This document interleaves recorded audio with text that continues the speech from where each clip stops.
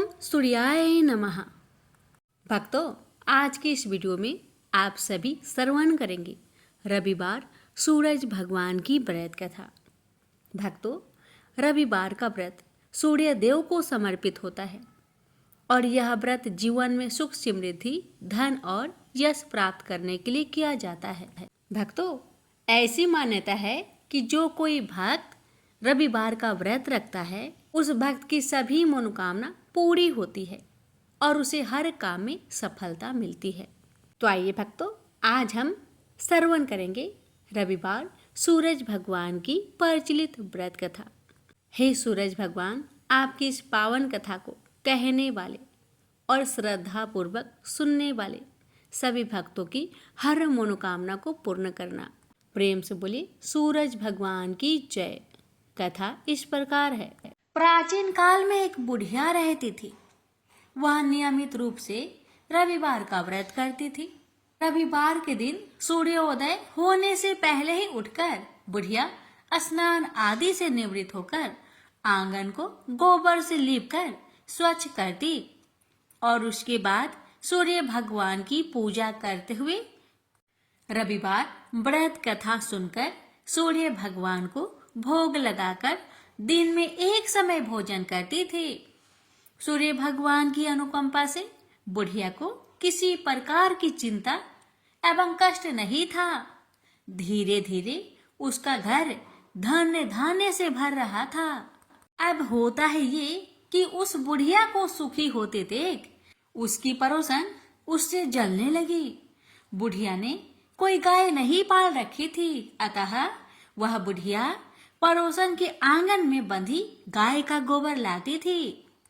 पड़ोसन ने अपनी दिमाग लगाकर कुछ सोचकर उसने अपनी गाय को घर के भीतर ही बांध दिया। रविवार को बूढ़ी माई को गोबर ना मिलने से वह अपना आंगन नहीं लीप सकी। आंगन ना लीप पाने के कारण उस बुढ़िया ने सूर्य भगवान को भी भोग नहीं लगाया और उस दिन खुद भी भोजन नहीं किया। सूर्यास्त होने पर बुढ़िया भूखी प्यासी सो गई। रात में भगवान ने उन्हें सपना दिया और भोजन ना बनाने और भोग ना लगाने का कारण पूछा। तो बुढ़िया ने कहा भगवान को कि गोबर ना मिलने के कारण वो भोजन नहीं बना सकी।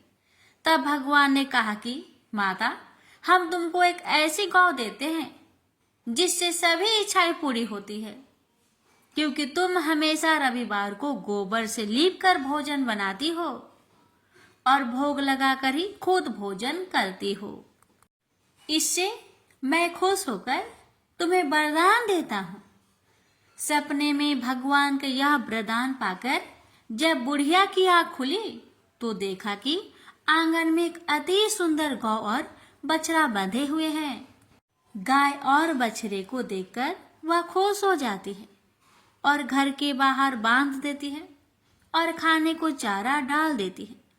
जब पड़ोसन ने वृद्धा के घर के बाहर अति सुंदर गौ और बछड़े को देखा तो देश भावना से प्रेरित होकर उसका हृदय जल उठा और जब उसने देखा कि गाय ने सोने का गोबर दिया है तो वो गाय का सोने का गोबर ले गई और अपनी गाय के गोबर उसकी जगह रख दिया। रोजाना वह ऐसा करती रही और सीधी साधी बुढ़िया को कानों कान इसकी खबर तक ना होने दी।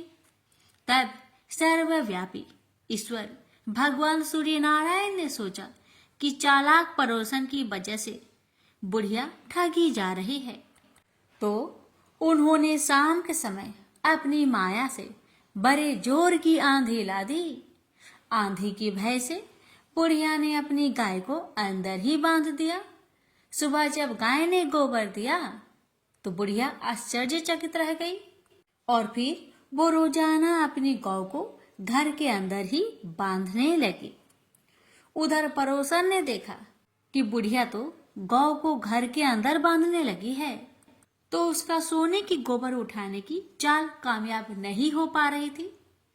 तो कुछ उपाय ना देखकर पड़ोसन ने सीधे राजा की सभा में जाकर सारी बात बता दी। उसने राजा से कहा कि मेरे पड़ोसन में एक वृद्धा के पास ऐसी गाय है जो आप जैसे राजाओं के पास होना चाहिए, आप ही के योग है। वह गौ रोजाना सोने का गोबर देती है। आप सोने से प्रजा का पालन करिए। वह बुढ़िया उस सोने का क्या करेगी? राजा ने यह बात सुनकर अपने दूतों को बुढ़िया के घर जाकर गौ लाने की आज्ञा दे दी। अब बुढ़िया सुबह सुबह ईश्वर को यानी सूर्य नारायण को भोग लगाकर भोजन ग्रहण करने जा ही रही थी कि तभी राजा के कर्मचारी गाय खोलकर ले गए।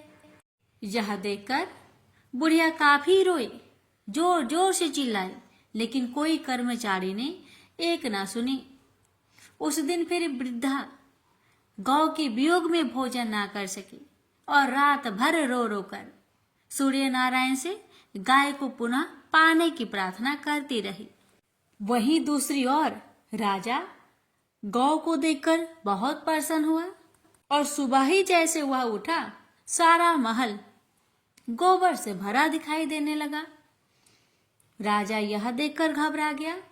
भगवान ने राजा को सपने में कहा था कि हे राजा, गाय बुढ़िया को लौटा देने में ही तेरी भलाई है। रविवार के व्रत से प्रसन्न होकर मैंने ही उसे यह गाय दी थी। सुबह होते ही राजा ने बुढ़िया को बुलाकर बहुत सारे धन के साथ सम्मान सहित गौ और बछड़ा लौटा दिया। इसके साथ ही पड़ोसन को भी बुलाकर उचित दंड भी दिया। ऐसा करने से राजा के महल की गंदगी दूर हुई और उसी दिन राजा ने नगर वासियों को आदेश दिया कि अपनी समस्त मनोकामनाओं की पूर्ति के लिए रविवार का व्रत रखा करे। प्रेम से बोलिए सूर्य नारायण की जय। हे सूर्य नारायण, जैसी कृपा आपने बुढ़िया माई पर करी, वैसे ही कृपा आपकी कथा कहने वाले, सुनने वाले, हुक्कार भरने वाले सभी भक्तों पर करना और सभी भक्तों की हर मनोकामना को पूर्ण करना। जय सूर्य नारायण। भक्तों, जैसा कि हम सभी ने कभी न कभी कथा में सुना ही है कि एक बार हनुमान जी महाराज ने सूर्य देव को फल समझकर खा लिया था। परंतु क्या आप यह जानते हैं कि बुद्धि निधान होने के बावजूद भी राम भक्त श्री हनुमान जी एक बार सूर्य देव से शिक्षा ग्रहण करने सूर्य लोक गए थे? अगर नहीं जानते तो आइए जानते हैं इस पावन कथा में। भक्तों, यह बात उस समय की है जब हनुमान जी महाराज का भगवान श्री राम से साक्षात्कार नहीं हुआ था। जिज्ञासु होने के कारण अपनी युवावस्था में प्रवेश करते ही उन्हें शिक्षा प्राप्त करने की इच्छा हुई और हनुमान जी ने स्वयं श्री सूर्य नारायण भगवान को गुरु बनाने अथवा उनसे शिक्षा लेने का ठान लिया, जिसके लिए वे पवन वेग से उड़ते हुए सूर्य नारायण भगवान के निकट गए। सूरज भगवान की गर्मी से तो हम सभी परिचित है। सूर्यदेव उन्हें आता देख आश्चर्य हो गए और सोचने लगे कि उनकी तपन सहने वाला व्यक्ति साधारण तो नहीं हो सकता। हनुमान ने उनके सम्मुख जाकर उन्हें प्रणाम किया और अपने आने का कारण बताया। पहले तो सूर्यदेव उन्हें पहचान नहीं पाए, परंतु दिमाग पर थोड़ा सा जोर देकर जब उन्होंने सोचा तो वे पहचान गए कि वह यही है जिसने अपने वाले काल में ही मुझे फल समझकर निगल लिया था। भगवान को यह सोच थोड़ा सा भय लगा कि कहीं किसी दिन पढ़ते पढ़ते भूख लगने पर यह मुझे फिर से फल समझकर ना निगल जाए। इसलिए उन्होंने हनुमान जी को पढ़ाने से इनकार कर दिया और बोले, हनुमान, मैं तुम्हें नहीं पढ़ा सकता, क्योंकि मैं तो एक पल के लिए भी नहीं ठहरता। मैं हमेशा प्रवास पर रहता हूँ। ऐसे घूमते घूमते तुम कैसे पढ़ोगे? यह सुन हनुमान जी बोले, गुरुदेव, कोई परेशानी की बात नहीं, मैं भी आपके साथ घूमते घूमते आपसे शिक्षा ग्रहण कर लूँगा। यह सुन सूर्यदेव ने कोई बहाना सोचा और बोले, परंतु तुम मेरे पीछे पीछे चलकर नहीं पढ़ पाओगे, क्योंकि उस अवस्था में तुम्हारी पीठ मेरे सम्मुख रहेगी, जो कि उचित नहीं होगा। इस तरह दोनों ही स्थितियों में तुम्हारा मुख मेरे सामने नहीं हो सकता, तो मैं तुम्हें पढ़ाऊँ कैसे? इधर हनुमान जी भी अत्यंत चतुर थे। सो वो बोले, मैं आपके सामने उल्टी अवस्था में चलूंगा और आपसे पढ़ूंगा। यह सुन सूर्यदेव कटाक्ष कर बोले, यह कैसे शिष्य है जो पहले से ही गुरु के आगे उल्टा चलेगा।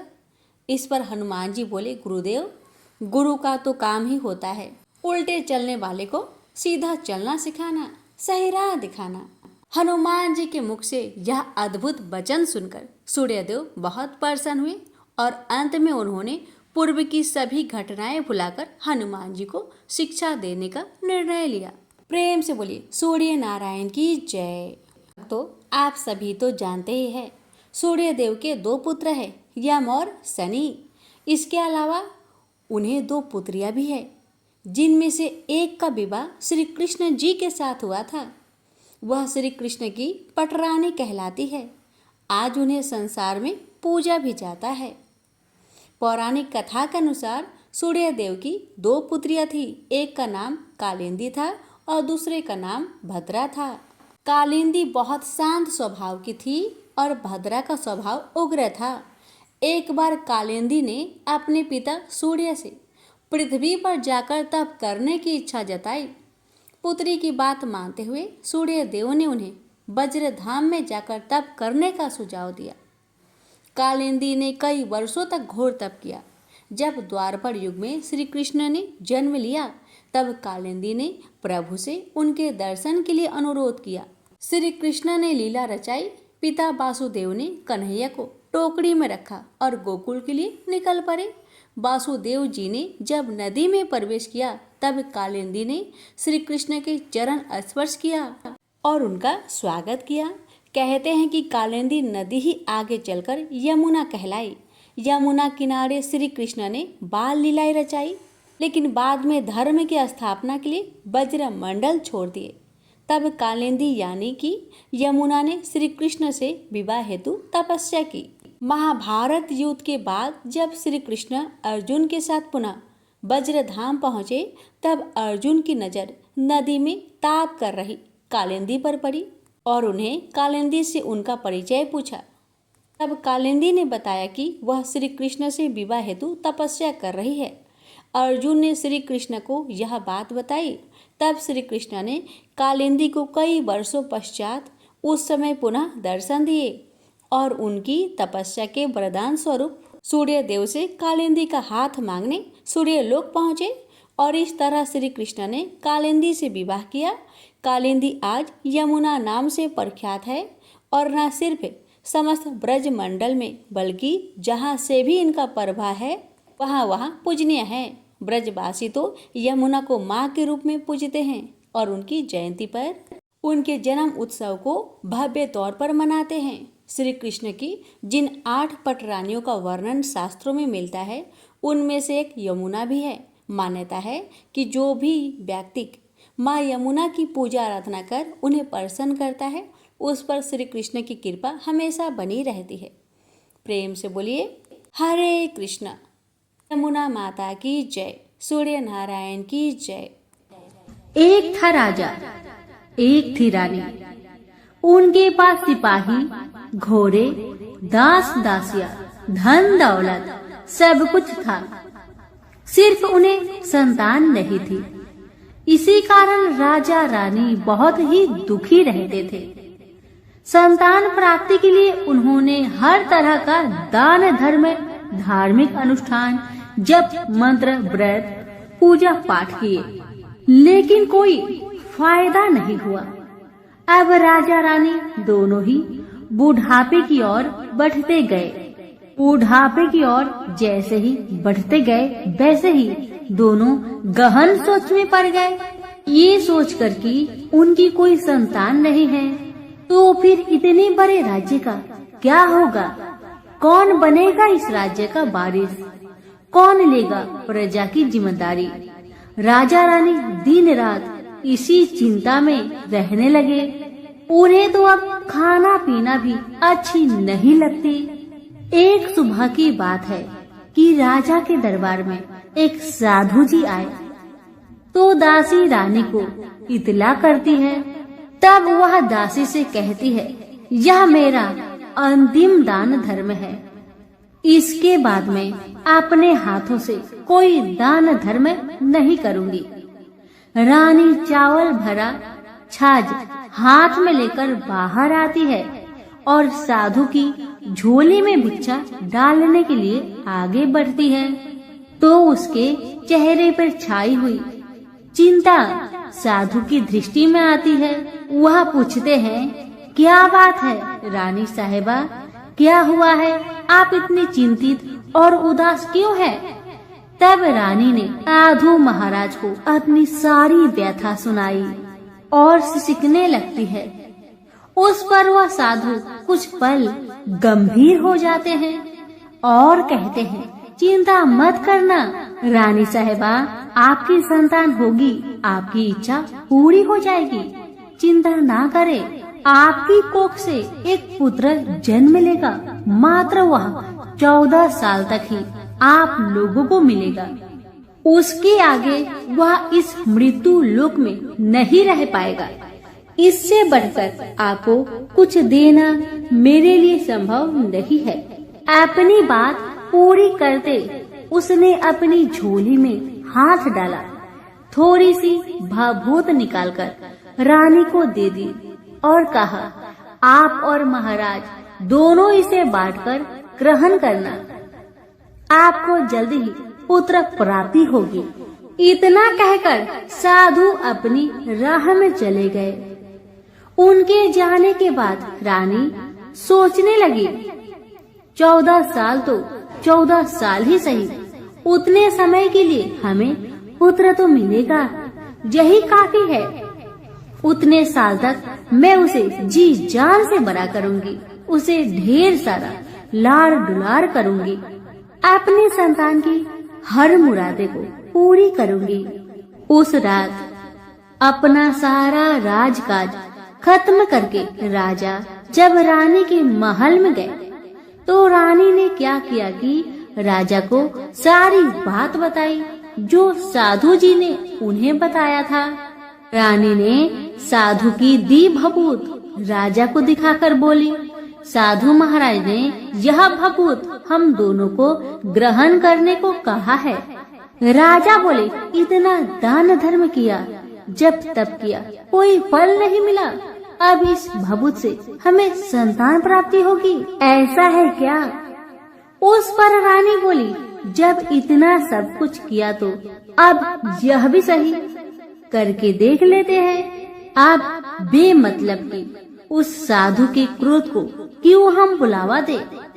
राजा को अब किसी पर विश्वास नहीं था, लेकिन पत्नी को दुख न पहुँचे इसलिए वह राजी हो गए। राजा राजी हो गया तो फिर क्या होता है कि राजा रानी दोनों नहाते धोआते हैं, फिर अपने अपने भगवान का स्मरण करते हैं, अपने पुरखों को स्मरण करते हैं और उस साधु महाराज का नाम स्मरण करके वह भभूत बांटकर दोनों खाते हैं। उसके बाद दोनों निश्चिंत होकर सो जाते हैं। तो कुछ दिन गुजर जाते हैं और साधु द्वारा कहे अनुसार रानी गर्भवती हो जाती है। उस पर राजा रानी दोनों की खुशी का गमन नहीं समाती। राजा रानी से बोला, महारानी सचमुच साधु महाराज की कृपा हो गई। समय बीतते गया, 9 महीना पूरा हो गया तो रानी ने एक सुंदर गोरे पुत्र को जन्म दिया। राजा ने बड़ी धूमधाम से पुत्र का नामकरण किया। सारे राज्य में 8 दिन तक अन्य सत्पर्ण रखा, उत्सव मनाया गया। अब पुत्र की कुंडली देखने के लिए राज्य के सबसे विद्वान पंडित जी को बुलाया। पंडित जी आते ही कुंडली देखकर बड़े चिंतित में पड़ गए और कहने लगे, महाराज हमारा राजपुत्र सिर्फ 14 साल तक हमारे पास रहेगा। राजा को इस बात की भनक थी ही, रानी को भी साधु महाराज की बात याद थी। दोनों पति पत्नी चुपचाप रहते हैं। उसके बाद राजा और रानी बड़े लाड़ प्यार से बेटे की परवरिश करते हैं, उसकी हर ख्वाहिश पूरी करते हैं। थोड़े समय के लिए ही सही भगवान ने संतान की अपनी मुरादें पूरी कर दी। इसे वे समाधान मानते थे। राजपुत्र दिन प्रतिदिन बड़ा होता है। जब वह 7 साल का हो जाता है तो राजा एक अच्छे गुरु की नियुक्ति करके उसे पढ़ाई लिखाई, राज्यशास्त्र, शास्त्र विद्या, घोड़सवारी इत्यादि 12 विद्याओं का शिक्षण देते हैं। जब वह सब शास्त्र विद्या में पारंगत हो जाता है और 12 साल की उम्र का हो जाता है तब एक अच्छी सी राजकन्या खोजकर उसकी शादी कर दिया गया। शादी के 2 साल बीत जाते हैं। बेटा 14 साल का हो जाता है। एक दिन राजपुत्र राजा से बोला, पिताजी, मैं अपना सारा राज्य घूमकर देखना चाहता हूँ। आज तक मैंने सिर्फ इस राजबाड़े के अतिरिक्त कुछ नहीं देखा है। बेटे की बात सुनकर राजा बड़ी चिंतित हुए, क्योंकि पुत्र को 14वां साल शुरू हो गया था। अब कोई अनहोनी होने का वक्त नजदीक आ पहुंचा था, लेकिन राजा ये सब बातें पुत्र को बता नहीं सकता था। वह क्या करता है कि चेहरे पर खुशी लाकर बेटे से कहता है, हाँ हाँ जरूर जाओ बेटा, जरूर। तुम्हें अपना सारा राज्य घूमकर देखना चाहिए। कहाँ क्या है ये सब जानना चाहिए। कल तो मेरे बाद तुम ही को राजा बनना है। मात्र एक बात का ध्यान रखे कि तुम जहाँ जा रहे हो, क्या कर रहे हो, क्या बात अपनी पत्नी को नहीं बताना। पुत्र ने कहा, ठीक है पिताजी, आपने जो कहा है मैं वैसा ही करूँगा। तो होता है ये कि राजपुत्र दिन भर अपने पत्नी के साथ मौज मस्ती करता है, खुशियाँ मनाता है और रात को ठीक 12 बजे बिस्तर से उठकर बाहर चला जाता है। फिर पौ फटने से पहले वापस अपने महल में आकर सो जाता है। ऐसे बहुत दिनों तक चलता रहा। अब पुत्र का 14वां साल खत्म होने में कुछ दिन ही बाकी रहते हैं। इतने में ये होता है कि उसकी पत्नी यानी छोटी रानी रात में जाग जाती है। वह देखती है कि बिस्तर पर राजपुत्र नहीं है। वह महल में सब जगह देखती है तो राजपुत्र कहीं भी नजर नहीं आते। तो ये बात वह किससे कहेगी और क्या करेगी। बेचारी चुपचाप रहती है। फिर भोर होने पर वह देखती है कि उसका पति अपनी जगह पर सोया है। छोटी रानी अपने पति से कुछ नहीं पूछती, लेकिन दूसरी रात भी वैसा ही होता है। तीसरी रात, चौथी रात, ऐसे ही बहुत दिन तक चलता है। रानी बहुत चिंतित हो जाती है। पति रात को जाता कहाँ है, किससे मिलने जाता है। छोटी रानी के मन में ढेर सारी सवाल उमड़ जाते हैं, लेकिन छोटी रानी को राजकुमार से सवाल करने में डर लगता था। शायद उसका पति गुस्सा हो बैठे। सास ससुर से पूछने के बारे में सोचा तो उसकी कुल मर्यादा बीच में आ जाती थी। इसी तरह मन ही मन में बेचैन रहती थी। इस हालत में उसे खाने पीने में दिलचस्पी नहीं होती थी। वह दुबली पतली हो जाती है। उसी राज्य में एक फूल बेचने वाली एक बूढ़ी मालिन रहा करती थी। वह हमेशा छोटी रानी को फूल देने उसके महल में आती थी। उस बुढ़िया का ध्यान छोटी रानी पर जाता है। वह उससे पूछती है, बेटी तुम्हें किस बात का दुख है? तुम इस तरह सूख कर कांटा क्यों बनी जा रही हो? उस पर रानी कहने लगी, क्या बताऊं बूढ़ी अम्मा, तुम्हारा राजपुत्र हर रात बिस्तर पर से उठकर कहीं और चला जाता है और सुबह भोर होते ही वापस आकर सो जाता है। वह कहाँ जाता है? प्रेमिका से मिलने जाता है क्या? यह सोचकर मैं अन्न जल ग्रहण नहीं कर पाती और सूख सूख कर इस तरह कांटा बन गई हूँ। बुढ़िया सब बात सुनकर उसे एक उपाय बताती है और कहती है, बेटी तुम ऐसा ही करना, आज रात तुम सोना मत, उसके पीछे जाकर देखना कि वह कहाँ जाता है, क्या करता है, उसकी अच्छी तरह से पहरेदारी करना। इस पर छोटी रानी ने कहा, मुझे नींद आ गई तो मैं क्या करूँगी। तब बूढ़ी अम्मा ने कहा, तुम्हें नींद न आए इसलिए एक काम करना, अपने बाएं हाथ की उंगली में एक जख्म करना, उस पर थोड़ी सी मिर्च छिड़कना, उससे तुम्हें बड़ी जलन होगी और उस पीड़ा से तुम्हें रात भर नींद नहीं आएगी। रानी बुढ़िया के कहे अनुसार करती है।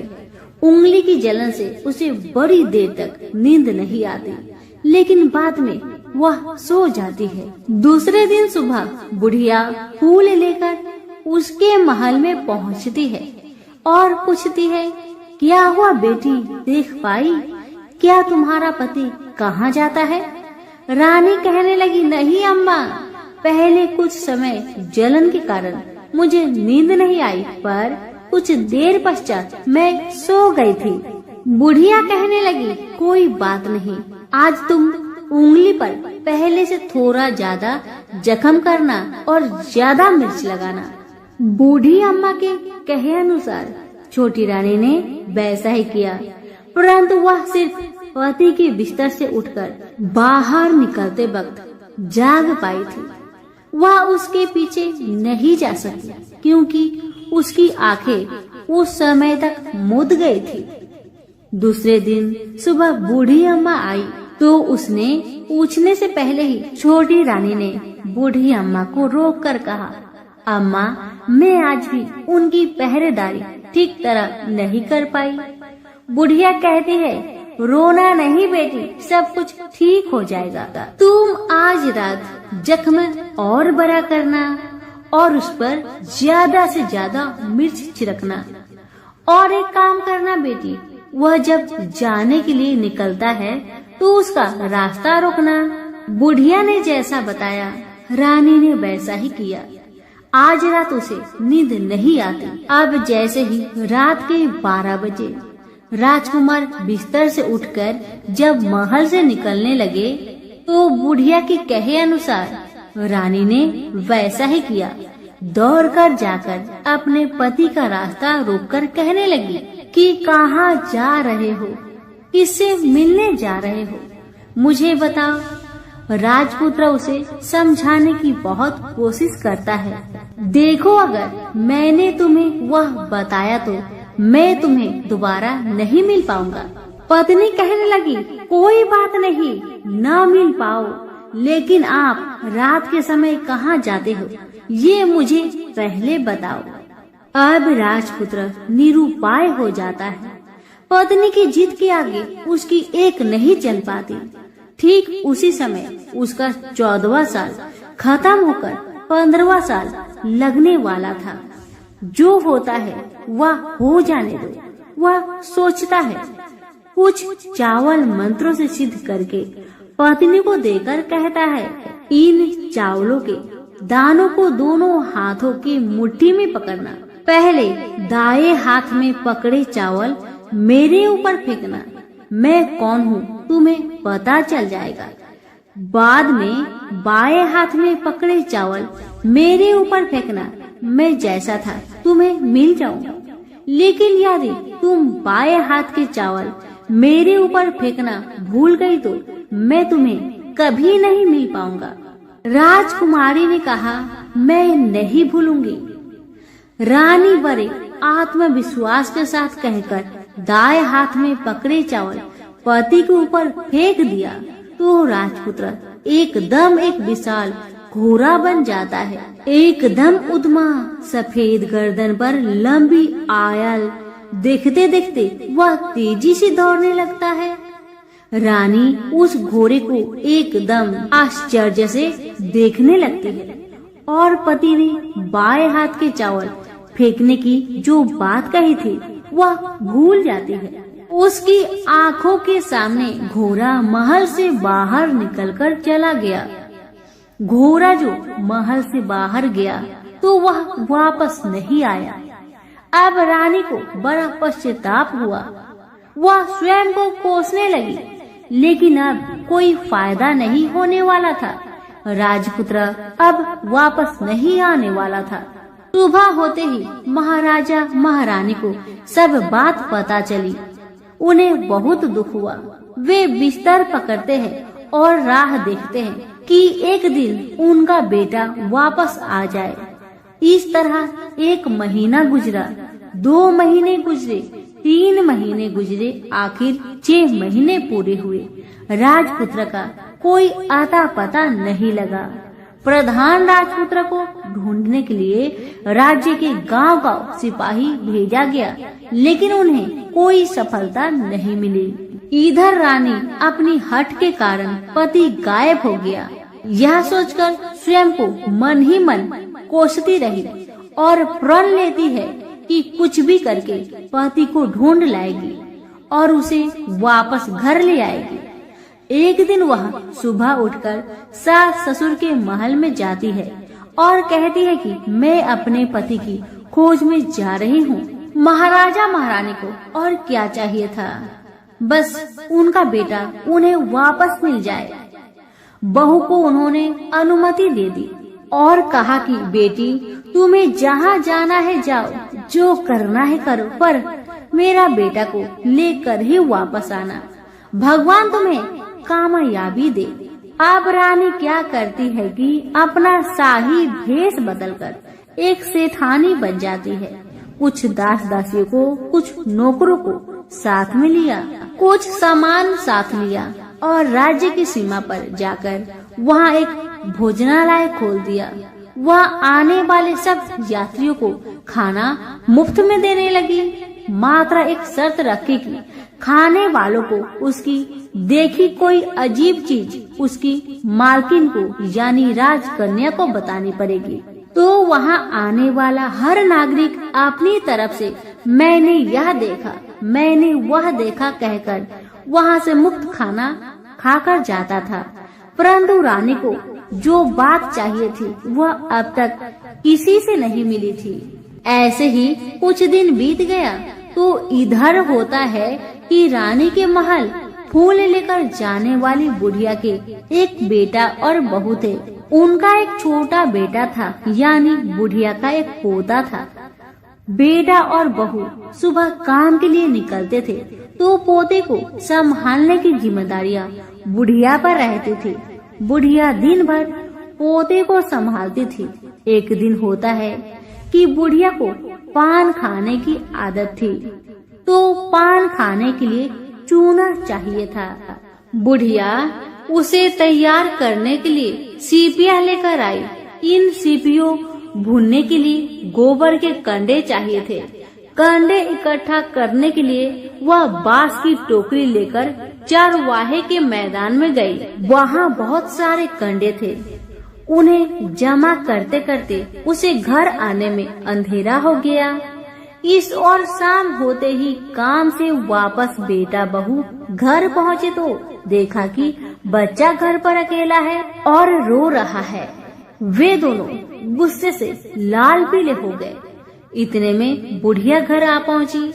बेटा ने पूछा, पोते को घर पर अकेला छोड़कर तुम कहाँ गई थी? बुढ़िया बताने लगी कि मैं गोबर के कांडे इकट्ठा करने गई थी। इस पर बेटा बोला, दोबारा बच्चे को अकेला घर पर छोड़कर यदि कहीं गई तो मैं तुम्हें बहुत पीटूंगा। बुढ़िया कहने लगी, नहीं बेटा, फिर कभी ऐसा नहीं करूंगी। लेकिन दूसरे ही दिन बुढ़िया वह बात भूल गई और फिर चरवाहे के मैदान पर कंडे इकट्ठा करने चली गई। शाम को जब बेटा बहू काम से वापस लौटे तो देखते हैं कि बच्चा घर पर अकेला है और वह रो रहा है। अब उसके बेटे की सहन शक्ति खत्म होने लगी और बुढ़िया के वापस आने पर उसे घर से निकाल दिया।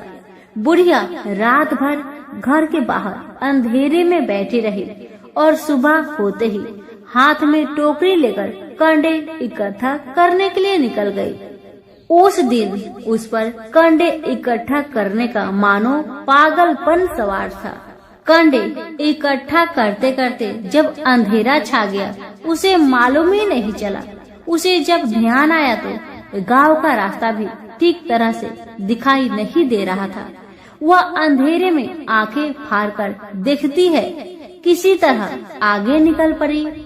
तो क्या होता है कि एक कपिला गाय छन छन की आवाज करते, गले की घंटी बजाते ठुमुक ठुमुक कर उस मैदान पर आ गई। उसे देखकर बुढ़िया सोचने लगी कि इस गाय के पीछे पीछे जाऊंगी तो गांव तक पहुंच जाऊंगी। तब बुढ़िया उसके पीछे पीछे जाने लगी। वह गाय क्या करती है कि उस मैदान से लेकर एक एक करके 6 मैदान पार करती है। आखिर में वह 7वें मैदान पर पहुंचती है। तो वहाँ क्या होता है कि उस मैदान पर एक बड़ा सा पत्थर है। गाय जाकर उस पत्थर को अपना सींग मारती है। सींग मारा तो वह पत्थर टूट गया और हट गया और पाताल में नीचे जाने की सीढ़ियां दिखाई देने लगी। तब वह गाय उन सीढ़ियों से नीचे जाने लगी। बुढ़िया वह सब देखती रही और झट जाकर गाय की पूंछ को पकड़ लिया। पूंछ पकड़कर वह गाय के साथ नीचे पाताल पहुंच गई। पाताल में पहुंचते ही तुरंत गाय की पूंछ छोड़ दी और इधर उधर देखने लगी। वहीं से बुढ़िया ने देखा कि पाताल में सब जगह जगमगाहट है, दिया दीप जलते हैं और तेज रोशनी गाय के ऊपर पड़ रही है और वहाँ अद्भुत घटनाएं घटने लगी। गाय के नीचे जाते ही उसके गले में अपने आप सांकल पड़ गई और छमछम करके कोई दूधाड़ी में गाय का दूध दोहने लगी। लेकिन जो भी कोई वह कर रहा है वह मात्र दिखाई नहीं दे रहा। बुढ़िया बहुत घबरा गई, कहाँ आकर फंस गई। वह सोचने लगी कि और यहाँ वहाँ छिपने के लिए जगह ढूंढने लगी, लेकिन उसे कहीं भी जगह नहीं मिली। हर जगह उजाला ही उजाला था। तो वह जो एक कोने में खड़ी रह गई और जो कुछ सामने हो रहा था उसे चुपचाप देख रही थी। कुछ पल के बाद वहाँ झट से एक उम्दा सफेद घोड़ा आया। वहाँ 2 कुंड थे।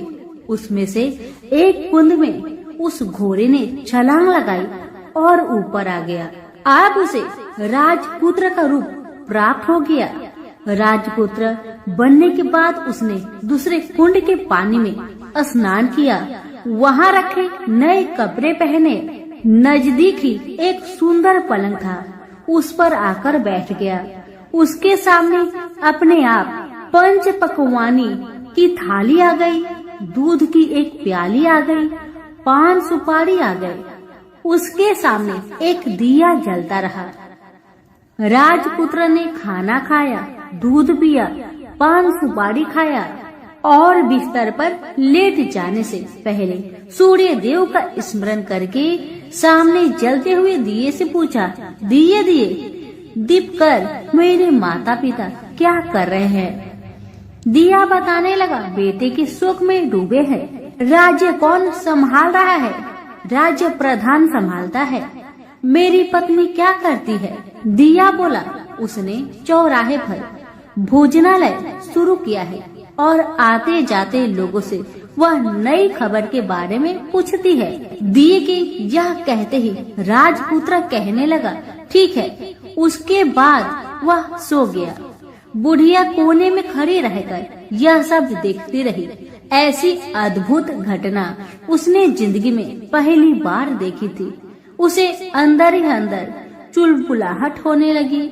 वह अपनी भूख प्यास भूल गई और आगे क्या होता है कि उसे उत्सुकता से देखने लगती है।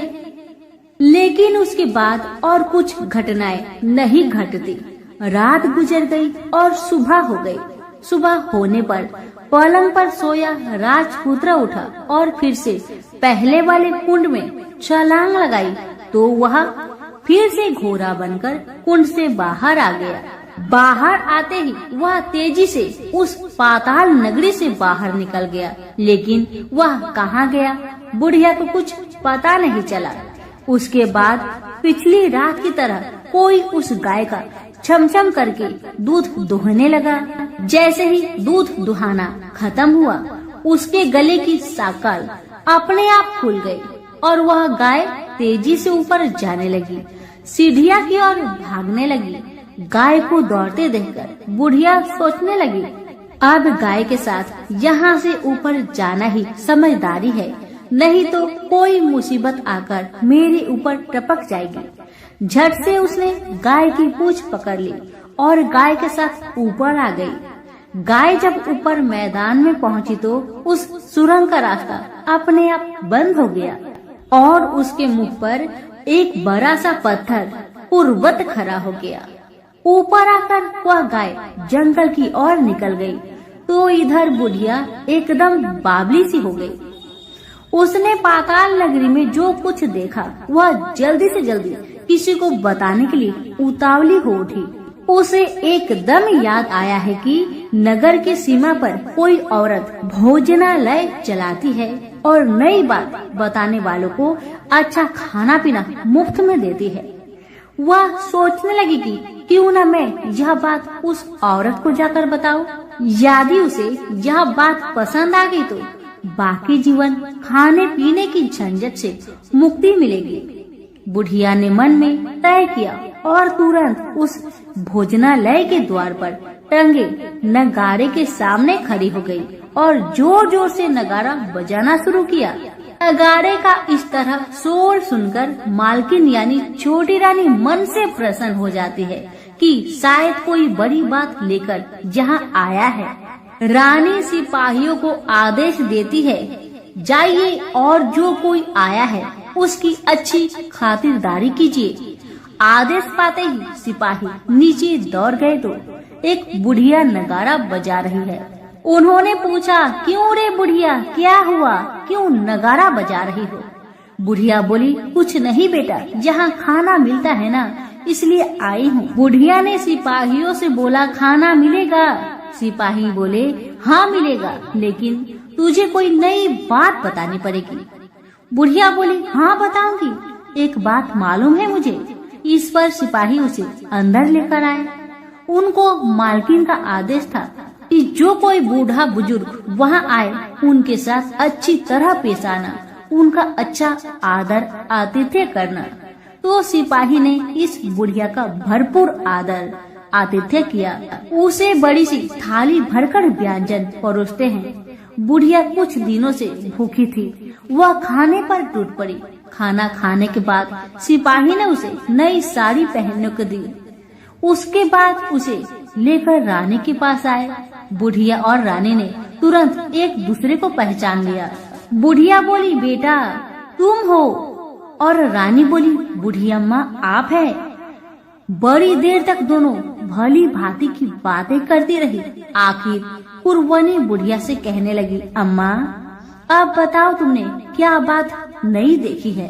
बुढ़िया बोली, मैंने कोई नई बात देखी नहीं है, वह तो मेरे पास तुम्हें देने के लिए खाने के लिए पैसे नहीं थे, इसलिए मैंने झूठ कहा और नगाड़ा बजाया। रानी ने कहा, अम्मा घबराना नहीं, मैं किसी को तुम्हारा नाम नहीं बताऊंगी। फिर भी बुढ़िया मैंने क्या देखा, कब देखा करके आनाकानी करने लगी। इस पर कुंवर रानी ने उससे कहा, देखो अम्मा, यदि तुमने मुझे वह नई बात बताई तो मैं जिंदगी भर तुम्हारी देखभाल करूंगी, तुम्हें रानी माता की तरह रखूंगी। अब बुढ़िया बताने को तैयार हो गई।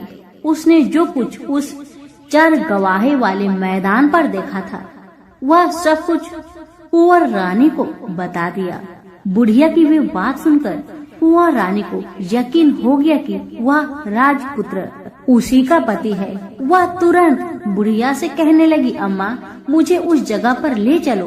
तब बुढ़िया बोली, नहीं बेटी, वह पाताल राज्य है, सांप है, यदि किसी ने तुम्हें देख लिया तो तुम्हारी जान खतरे में पड़ सकती है।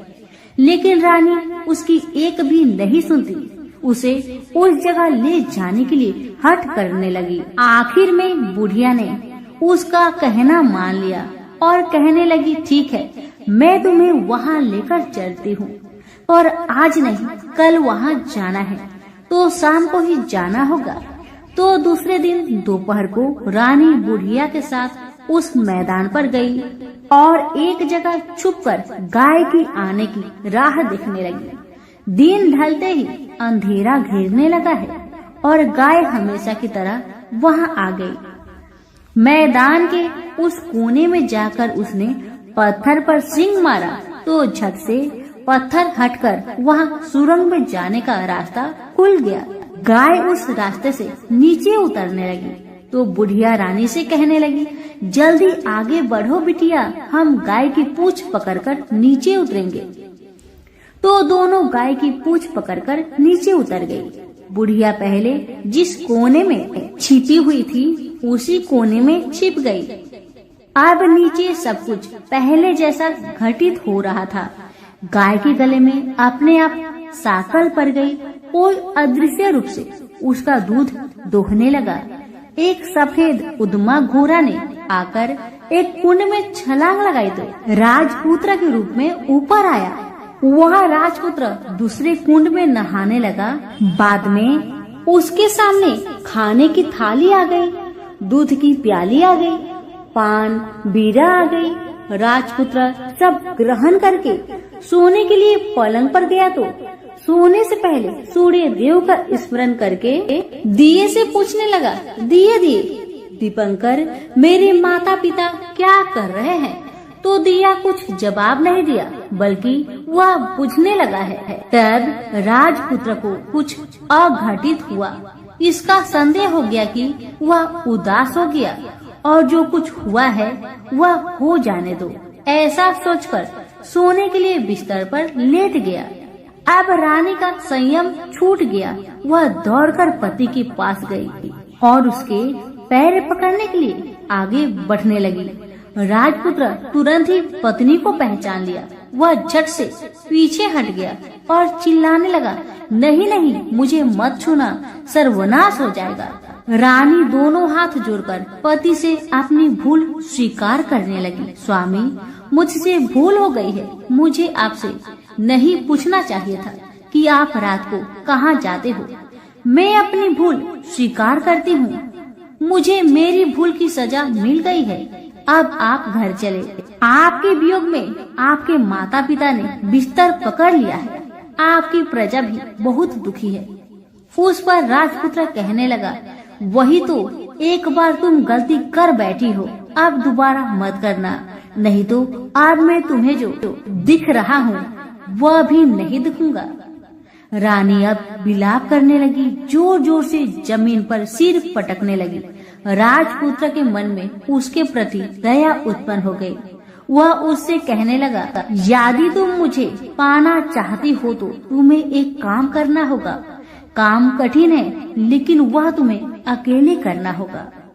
कहो स्वामी, आप क्या कहते हैं? कितना भी कठिन काम हो मैं पूर्ण करूंगी। रानी कहती है। इस पर राजपुत्र ने उसे बताया, इस पाताल से ऊपर जाते ही तुम्हें एक घना जंगल नजर आएगा। ऐसे 6 जंगल पार करने के पश्चात 7वां जंगल मिलेगा। वह जंगल सबसे घना है। उस जंगल में बीचों बीच एक पीपल का पेड़ है। उसके आसपास की जगह पत्ते, फंदे, जटाएं, कांटे इत्यादि से ढक चुकी है। वहाँ बाघ, शेर, भालू, सांप सभी धमा चौकड़ी बैठी है। तुम्हें उन सबको भगाकर वह जगह साफ करनी है। उसकी गोबर से लिताई करके पवित्र बनाना है। रंगोली से सजाना है। उसके बाद वहाँ धूप, कपूर, अगरबत्ती जलानी है। फूल कुमकुम से पेड़ की तने की पूजा करनी है। दूध दही से बने चावल का भोग चढ़ाना है। यह सब तुम्हें दोपहर के 12 बजने के पहले करना होगा। 12 बजने के समय तुम्हें उस जगह पर बैठकर सूर्य भगवान का ध्यान करना होगा। ठीक 12 बजे सूर्य भगवान का रथ वहाँ उतरेगा। वे वह सब देखकर खुश हो जाएंगे और कहेंगे, जिस किसी ने यह सब किया है उसे मैं मन चाहा फल दूंगा। तो तुम सामने जाकर उसके रथ का दाहिना घोड़ा मांगना, मैं तुम्हें मिल जाऊंगा। इतना बात कहकर राजपुत्र अपने पलंग पर सो गया और छोटी रानी भोर होने की राह देखने लगी। भोर होते ही वह बुढ़िया के साथ गाय की पूंछ पकड़कर ऊपर आ गई। ऊपर आने के बाद वह बुढ़िया से कहने लगी, अम्मा अब मैं अकेले ही आगे जाऊंगी, तुम भोजनालय वापस जाओ। वह जंगल में जाकर राजपुत्र की बताई जगह ढूंढने लगी और स्वयं आरी से वह जगह साफ कर दी। बाद में राजपुत्र ने जैसे बताया वैसी लिपाई पुताई करके वापस आ गई। दूसरे दिन पौ फटने से पहले ही और जंगल में उस जगह पहुंची। वहां जाकर इत्र गुलाब का पानी छिड़ककर वह जगह सुगंधित की। धूप अगरबत्ती जलाकर उसे पवित्र किया और पूजा की। सब सामग्री वहां तैयार रखकर सूर्य भगवान का ध्यान करने बैठ गई। जैसे कि पति ने बताया था, दोपहर को ठीक 12 बजे सूर्य भगवान का रथ उस पीपल के पेड़ पर आकर रुका है। सूर्य भगवान ने जब रथ से नीचे देखा तो सुगंधित वातावरण देखकर बहुत खुश हुए और फिर बोले, जिस किसी ने यह काम किया है वह यहाँ आकर मुझसे कुछ भी मांगे, मैं उसे दूंगा। रानी ने जब ये सब सुना तो बिना समय गवाए दौड़कर उनके सामने आ गई और उनको साष्टांग नमस्कार करके बोली, भगवान वह मैं ही हूँ, मैंने यह जगह साफ की है। भगवान बोले, अच्छा तो तुम्हें जो चाहिए वह मुझसे मांगो। तो छोटी रानी बोली, भगवान मुझे आपके रथ का दाहिना घोड़ा चाहिए। सूर्य भगवान बोले, नहीं नहीं, मैं तुम्हें और कुछ भी दे सकता हूँ, लेकिन यह घोड़ा नहीं दे सकता। मेरे रथ के 12 घोड़े हैं, तुम चाहो तो कोई और घोड़ा ले लो, लेकिन दाहिना घोड़ा नहीं, वह मैं तुम्हें नहीं दे सकता। छोटी रानी ने एक नहीं सुनी। वह सूर्य देव से एक ही बात कह रही थी, वही दाहिना घोड़ा दे दीजिए, नहीं तो मैं आपके पैरों में गिरकर अपनी जान दे दूंगी। अब सूर्यदेव धर्म संकट में पड़ गए। उन्होंने वचन दे दिया था, अब अपने वचन से पलट भी नहीं सकते थे। भगवान ने कहा, ठीक है, दे दिया तुम्हें घोड़ा। सूर्यदेव ने कहा, फिर एक बात और भी कही, देखो मैंने तुम्हें घोड़ा तो दिया है, लेकिन वह तुम्हें यहाँ नहीं मिलेगा, तुम्हें उसे पाताल में जाकर लाना होगा। रानी बोली, पाताल में ही क्या भगवान, मैं उन्हें पाने के लिए कहीं भी जा सकती हूँ। रानी को वचन देकर सूर्यदेव अपने मार्ग से चले गए और इधर रानी जंगल से अपने भोजनालय में आ गई। फिर वह बुढ़िया को लेकर उस मैदान पर आ गई। जल्दी ही शाम हो गई। शाम होते ही वहाँ वह गाय आ गई और उसने सींग मारकर सुरंग का पत्थर हटाया तथा नीचे उतरने लगी। रानी और बुढ़िया जल्दी जल्दी उसकी पूंछ पकड़कर नीचे उतर गए। नीचे पाताल में सब घटनाएं पहले की तरह ही घटने लगी। घोड़े का एक कुंड में नहाकर राजपुत्र बन जाना, नहा धोकर पलंग पर जाकर बैठना, तो उसे खाने की थाली, दूध की प्याली आना, पान पीरा आना। लेकिन आज एक बात नई घटी। आज 2-2 थाली, 2-2 दूध की प्याली, 2-2 पान पीरे उसके सामने आए। वह कुछ नहीं बोला। अपने हिस्से की थाली खाकर, दूध पीकर और पान पीरा चबाकर वह सोने चला गया और हमेशा की तरह दिए से पूछने लगा, दिए दिए दीपंकर, मेरे माता पिता कैसे हैं? दिया बताने लगा, वे दोनों तुम्हारे शोक में मरने की स्थिति में पहुंच गए हैं। राजकुमार ने कहा, ऐसा? झट से उसकी आंखों से आंसू टपकने लगे। फिर वह पूछने लगा, दिए दिए दीपंकर, मेरा राज्य कौन चला रहा है? दिया बोला, तुम्हारा राज्य प्रधान चला रहा है और वह सब कुछ हड़प चुका है। वह प्रजा पर बहुत अत्याचार कर रहा है। सुनकर राजपुत्र को बहुत गुस्सा आया। वह गुस्से से अपनी मुट्ठी भींचने लगा। अब वह पूछने लगा, दिए दिए दीपंकर, मेरी पत्नी क्या कर रही है? अब दिया कुछ नहीं बोला, चुपचाप रहा। अब रानी का संयम जवाब दे गया। वह दौड़कर पति के गले लग गई। अब मैं तुम्हें मिल गया, राजपुत्र कहने लगा। सच कहते हो, अब आप फिर से घोड़ा तो नहीं बनोगे ना? पत्नी ने कहा। पति ने कहा, नहीं, दोबारा घोड़ा नहीं बनूंगा मैं। तुमने जो इतने सारे कष्ट उठाए हैं मुझे पाने के लिए, इसलिए सूर्य देव ने मुझे सदा के लिए घोड़े के जन्म से मुक्त कर दिया है। राजपुत्र ने बड़े प्यार से कहा और उसे गले लगाया। उसके आंसू पोंछे। कुछ देर पश्चात भोर हो गई तो गाय की श्रृंखला टूटकर वह ऊपर फूलों पर जाने लगी। रानी, राजपुत्र और बुढ़िया उसकी पूंछ पकड़कर ऊपर आ गए। ऊपर आने पर वे सीधे भोजनालय में पहुँचे। वहाँ का सब सामान लोगों में बांट दिया और उसको ताला लगाकर अपने राज्य में लौट गए। राजपुत्र वापस आता और उसके तेवर देखकर प्रधान घबरा गया। राजपुत्र ने उसे बंदी बनाकर कैद खाने में डाल दिया और राज्य की बागडोर अपने हाथ में ले ली।